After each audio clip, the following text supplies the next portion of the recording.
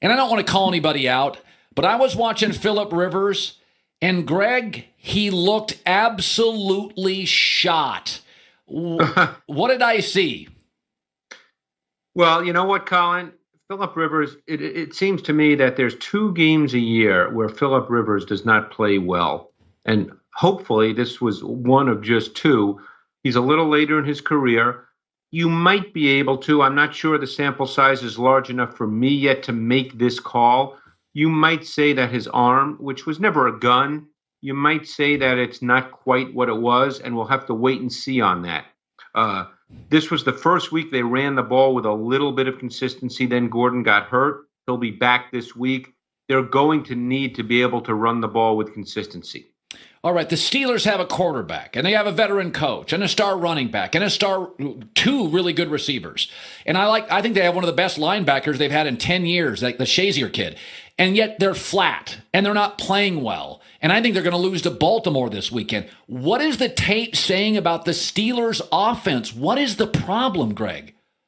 Well, to me, Colin, they don't really have an offensive identity right now. All off season, with everybody expecting Bryant back, and he is, the talk was they'll be very, very explosive. But I think a lot of people forget that in their last 6 regular season games a year ago, this offense ran through Le'Veon Bell.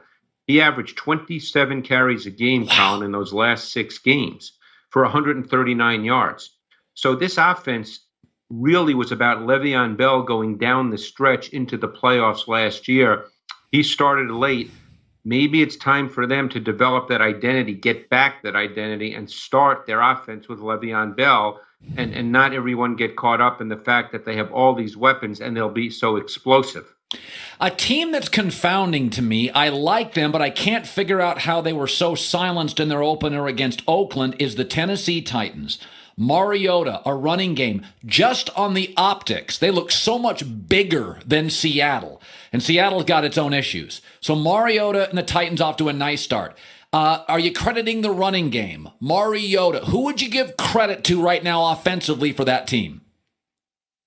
I think it's their approach. They're a little old school. They believe in the running game. They believe in base personnel, 2 tight ends, 3 tight ends, a fullback, and they believe in staying with the run game. And there was no better example than Seattle this past week, Colin. Their first 17 runs gained 28 yards.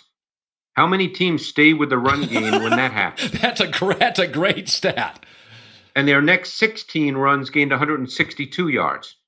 So this is a team that stays with their approach. It's a defined approach. They have an identity. We spoke about the Steelers a moment ago. The Titans have a clear identity, and they work off those run formations and run personnel. That's how they get to their pass game, and that creates a lot of conflict for defenders. You know, this sounds like a dopey football comment, but I watch the Colts, and they always look small. The Titans look physically big. They look like Alabama compared to most college teams or Clemson. I just watched that game with Seattle, and I'm like, God, they're